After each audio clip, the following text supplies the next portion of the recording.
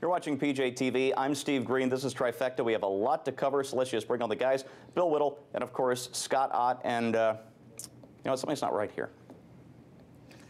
And I've been saying from the beginning that I do not like being in the left-hand box. I like being in the right-hand box. Could you switch me, please? Switch them up. Switch me, please. I'll just do this myself. Go. Just go. Just go. Stand over there. Stand there. Much better. That is much better. Oh, Bill, I think this is yours. Thank you.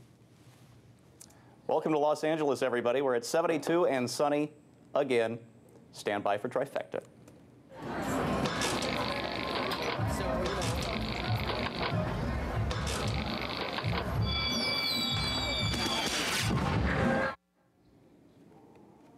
I'm Steve Green. This is Trifecta, live in Los Angeles. We're all together. It's great. Bill Whittle, Scott Ott, of course.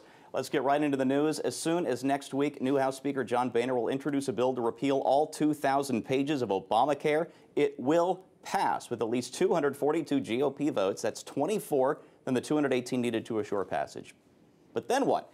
And is Boehner pursuing the right strategy? Well, gentlemen, you know what happens for a bill, in this case a bill to repeal another bill to become law. It needs 218 votes in the House, 51 in the Senate, 60 if there's a filibuster, and then, of course, the president has to sign the thing. Well, Scott, we know the president will not sign a bill repealing Obamacare, and it's almost as unlikely that Harry Reid will introduce the legislation on the Senate side. So is this just all for show to let some GOP congressmen pin little No Obama buttons on their lapels? Well, maybe if we called it something else. Do you think we could disguise it as something else? Can I just jump in here, please? Yes. I'm sorry, I gotta go to this. What they should have done, what the GOP Congress needs to do is they need to repeal it and they need to rename it BushCare, because he will sign that. Just name it BushCare, and then the Senate will overturn it and the president will sign it. And we're out of the woods. I'm telling you. They're always naming these bills something that's really having nothing to do with what the bill is about anyway. So why not do that? And yeah, that works. But yeah, my big concern in this whole process is that we, as you know, that we behave with integrity in our government. And so the Republicans, if they really want to repeal Obamacare, I want to see them make a genuine effort to do so, not some, you know, Don Quixote tilting at windmills thing that they know is going to fail, but they just want to get it on the record that they were speaking out boldly. I'll get to that in the stunning conclusion, I promise you. But first, Bill, no jumping in. You've been warned. What's the point of being here in one room if I can't jump in? I'm just waiting to jump on him right now. Scott just jumped in. He's never jumped in before. It's the first jump in that he's ever done. I wound him up. Yeah, I apologize, everybody. All right, Bill, even if it is a futile and stupid gesture, isn't this why we elected a GOP Congress? I categorically disagree with my colleague Scott Ott. And let me just say, sir, that you're an idiot. No, of course. Look, here's the thing, honestly. These guys were elected. The Tea Party movement, the whole thing is about repealing this thing because it costs a ton of money and nobody wants it. It's not representative of the people and all that stuff. What can they do? Realistically, what can the Republicans do? All the Republicans can do is what they can do in the House. They don't control the Senate. They don't have the veto. So if all the Republicans can do is to say, we're going to pass and we're going to overturn this bill, we do it in the House, and there it dies, then at least the American people can say, well, they did all that they could do. They lived up to the promise that we sent them there for. I don't think it's futile at all. I don't think it's just a gesture. I think it's profoundly important. And let's not forget, by the way, that 60% of the American people want this thing overturned. So it's politically smart too. It's not just a show. Yeah. And I don't disagree that there's some value in laying down a marker and saying, hey, when we have full control here, here's what we're going to do. And so I can agree with you up to that point. You, sir, are worse than Hitler.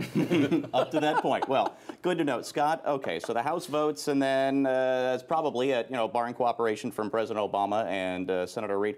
So what constructive steps can the House take on Obamacare? Where can they work out deals with the president? Well, I think they could also maybe work out some deals with the Senate. I mean, and of course, those conference committee hearings will be on C-SPAN. That they'll be the repeal Obamacare hearings will be live on C-SPAN. I think you have to. Obviously, it's politics. I mean, I've been reading a lot about the Constitutional Convention of 1787, and there's a lot of compromise. There's a lot of back and forth. They've got to figure out a way to say, okay, what would make this less repulsive to President Obama? How much can we get done before we get full control in the next election cycle? Here's the question I want. Hang on, Bill. I want to know what would be more repulsive to the president, because I think that's a winner. Okay, Bill, go. The Constitution is more than 100 years old, by the way. Is it? Didn't know. I don't understand it.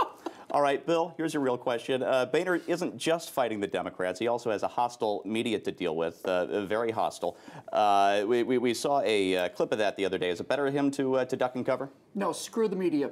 People have had enough of the media. People hate the media as much as they hate the Congress. I think it's time to just get out in the street and start realizing we are going to fight back.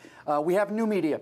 We have PJTV. We have, of course, Trifecta, the pinnacle of I think, of anybody's personal pie for the holidays. No, seriously, it's like you can't look.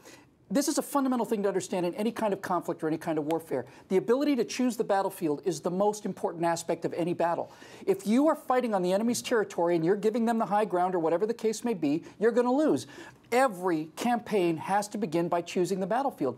The left owns the media. There's no way around them owning the media, so you might as well just acknowledge it and just go right at it. That's what I would do. Just saying, let's move the window. The discussion is now how to repeal Obamacare. Yeah, and if the media wants to continue their lapdog, protection of the president's policies, then call them out on it. Just call them out and say, well, this is obviously the president and Katie Couric and all of these other people want things that you don't want. Become a champion of the people against the Congress, against the president, and against the media. Hey, if Katie Couric wants it, let her pay for it. She can dance for it. She's got money. All right, Scott, last question. What do you need from this Congress? What do you need to see this GOP Congress do to keep your faith?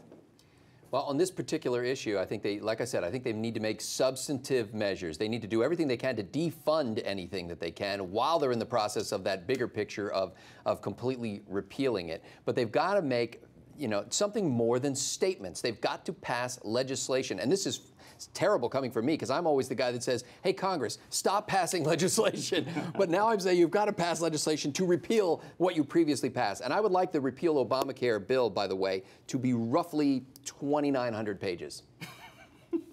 I'd like it to be one page. I'd like it to be one paragraph. I'd like it to be one sentence. The government policy known as Obamacare is hereby repealed, period. Done. Done. It would be a beautiful thing. All right. Scott Ott, thanks for joining us today, live in the studio. It's great. All right, Bill, longer question for you to finish up here. There's a story out just this morning that there was yet another hidden provision in those 2,000 pages, and this one has stopped construction of 45 doctor-owned hospitals and forbids expansion of existing ones. Now, this reminds me of Sharia law that prevents churches and synagogues from being built or repaired or improved. Not that I'm saying Obama is a Muslim. I don't believe that, but there is a similarity there. But the point is, you look at the damage already done. Even if we get this thing repealed, are we ever going to recover? Well, first of all, I think we can all thank Nancy Pelosi for passing the bill so that we could all find out what was in it. I think that's the most important thing to say from the beginning. The second thing I'll say is, directly to your question, this business of inevitability it's a state of mind. There is any law that is enacted can be repealed. Any decision that is made can be unmade. Any policy that's put into place can be undone. This idea that we hear all the time that this is inevitable, it's a ratchet, there's no way to go back. Once a policy's in place, it can never be done. Once there's a government program, it can never be eliminated. That's an idea, that's a philosophy. It's a self-fulfilling philosophy. What we need to do is, I think everybody's pretty clear on this. This Congress is here to stop further damage, period. Everybody knows that. We can't do anything until 2014, right? They're here to stop, 2012. Yeah. They're here to stop further damage. And in the future, if we have the correct mindset, we can say, now it's time to unbuild this stuff and build the government back down to the size it was supposed to be. Build it down. I think I'm going to steal that. Bill Whittle, again, thanks for joining us here in LA. If you're watching this on YouTube or on Facebook, make sure to visit pjtv.com to watch all of our Trifecta episodes, hundreds of them now. Folks, I wasn't sure how to wrap this up until our executive producer, Owen Brennan, was playing devil's advocate during our conference call the other day.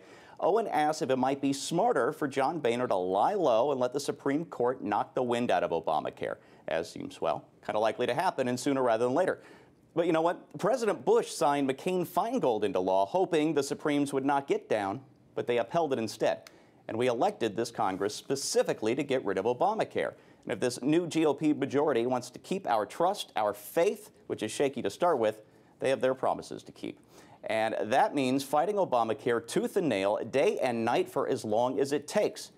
Anything less, and the GOP Congress will have failed even before it begins.